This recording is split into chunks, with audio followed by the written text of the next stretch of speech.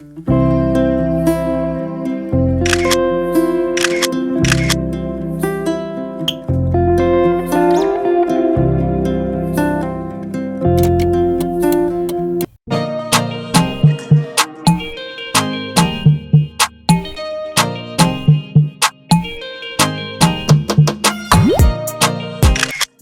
привет! Мы находимся на вокзале Северный города Калининграда. Покажем вам этот замечательный город. До 4 июля 1946 года город имел название Кёнигсберг. Исторический центр города был разрушен в годы войны, а с 2012 года началась программа по восстановлению исторической части и его реконструкции. В этом видео мы покажем самое сердце Калининграда, это остров Иммануила Канта. Также посмотрим рыбную деревню. Продолжительность нашей прогулки займет 10 минут, но видео для вас ускорено, поэтому через пару минут мы уже будем в самом центре. Мы проходим площадь Победы, здесь расположен кафедральный собор Христа Спасителя, также триумфальная колонна. Можно увидеть офис Аэрофлот, администрацию города, а нам необходимо продвигаться по проспекту Ленинский. Переходим дорогу и посмотрим на другой стороне еще один исторический памятник. Это памятник «Мать Россия». Ранее на постаменте возвышалась скульптура Сталина, после ее перенесли на театральную, а в 60-х вовсе демонтировали. Монумент установлен в честь образования Калининградской области. Подойдем поближе, теперь вокруг сквер, фонтан, небольшая площадь. И уже здесь можно увидеть контраст новых построек и исторических зданий. За памятником виднеется трехзвездочный отель «Европа». Калининградские туристы также привыкли к названию «Родина-мать», хотя оно заимствовано у главного памятника Волгограда.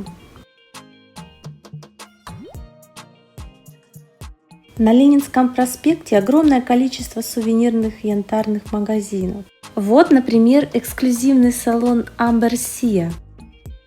По улице встречаются туристические стенды с указателями достопримечательностей в пешей доступности.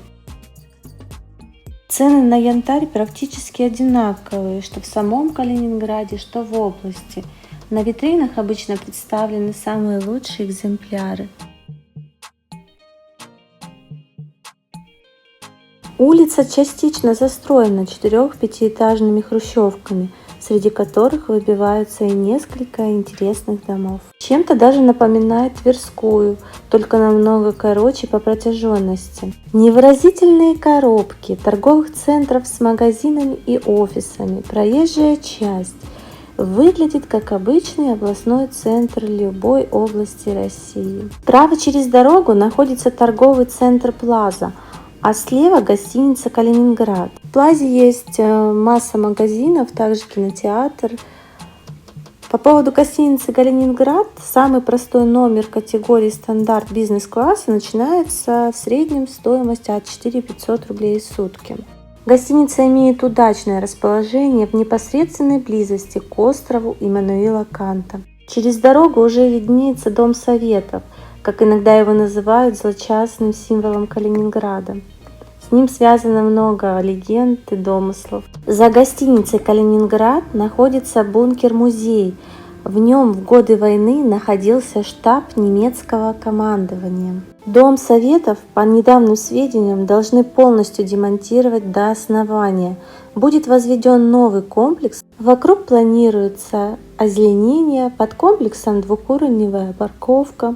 Направляемся к эстакадному мосту, с которого откроется вид на остров Иммануила Канта. Чтобы было наглядно понятно, показываем вам карту, на которой видно водное обрамление острова, основные достопримечательности и расположение собора. Река Приголя соединяется с Балтийским морем судоходным каналом. Раньше она имела важное значение как транспортная артерия. Справа, если спуститься, находится дворец спорта, а также экспозиция Музея Мирового океана. Кто увлекается техникой, будет интересно более подробно посмотреть. Можно приобрести единый билет на посещение объектов или же сходить отдельно на какой-либо объект. Остров Канта раньше именовался островом Кнайпхоф. Здесь до сих пор ведутся в некоторых местах работы по восстановлению. Сейчас здесь лишь парк с каменными скульптурами и единственное строение – кафедральный собор. А в XIV веке здесь находился целый город и был частью тогдашнего Кёнигсберга. Кнайпхоф был центром торговли и судоходства. Здесь были сотни домов, 5 мостов, десятки дорог. А сейчас главная достопримечательность города – восстановленный кафедральный собор. Остров назван Иммануилом Кантом, потому как возле одной из стен находятся останки выдающегося мыслителя и родоначальника немецкой классической философии Иммануила Канта. Возле входа в собор возведен новый бронзовый макет Кёнигсберга, установлен в 2012 году. На нем представлены кафедральный собор, театр, биржа, Альбертина, Королевский замок и квартал бывших складов в районе Ла-Стадии. Раньше это был Домский собор Богоматери и Святого Адальберта. Переместимся внутрь, в концертный зал собора. Здесь проводятся многие фестивали. На сцене большого концертного зала выступают известные исполнители, лучшие оркестры, хоровые коллективы. Можно приобрести билет для самостоятельного посещения, но, конечно, лучше приобрести билет и послушать концерт и звуки органа. В немецкой истории собора в течение этапов строительства было несколько органов, а в XVIII веке обрел свое место большой орган в стиле барокко. Скульптуры рыцарей напоминают о прошлом, о существовавшем королевстве. В концертном зале теперь 700 мест.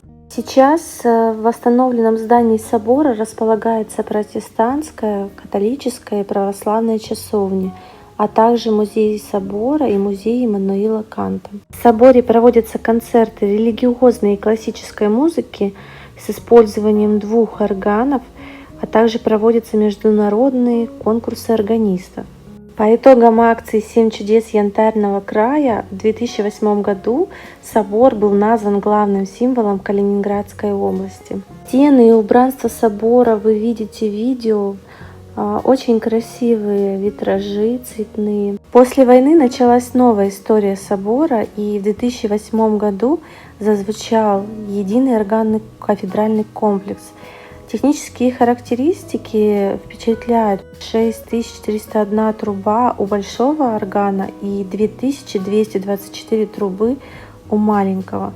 Всего 122 регистра. Вот, собственно, и большой орган собора. Декор дополняют деревянные резные элементы скульптуры, в числе которых фигура Богоматери с младенцем и птица Феникс, ставшая символом возрождения кафедрального собора. 2 органа соединены между собой оптиковолоконной связью и оборудованы компьютерами.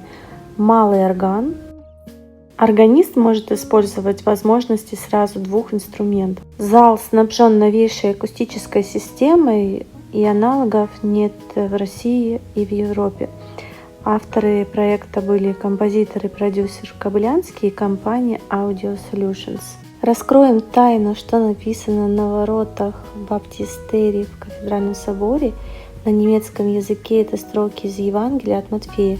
«Пустите детей и не препятствуйте им приходить ко мне, ибо таковых есть Царствие Небесное».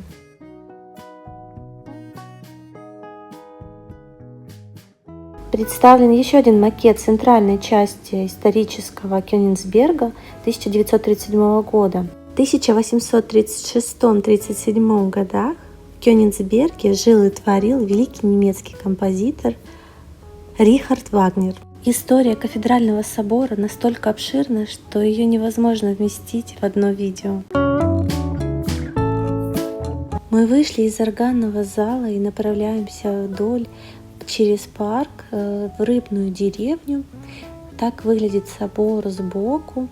Очень красивые витражи также с улицы. Собор запечатлен на российской памятной монете 10 рублей «Древние города России». Давайте представим и погрузимся в прошлое, как бы выглядел собор в XIV веке. А нам на пути снова встречается реконструкция. Мы подходим к Медовому мосту. Здесь открывается вид на реку Приголе. Прямо мы видим новую синагогу, по реке плавают речные прогулки. С правой стороны этнографический комплекс Калининграда, Рыбная деревня. Это городской квартал, застроенный в архитектурном стиле довоенно-восточно-прусского города Кёнигсберга. И снова видим, как прошлое и будущее разделяет река. Город контрастов. А вот и дедушка Хамлин.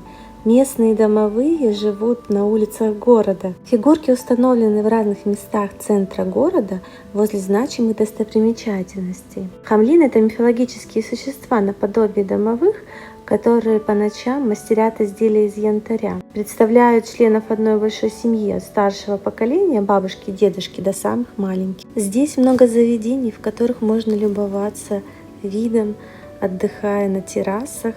А еще можно подняться на башню Маяк, 30-метровую, где на панорамной площадке открывается отличный вид на остров Канта и кафедральный собор. Любители речных прогулок могут совершить путешествие вокруг острова на лодках, катерах.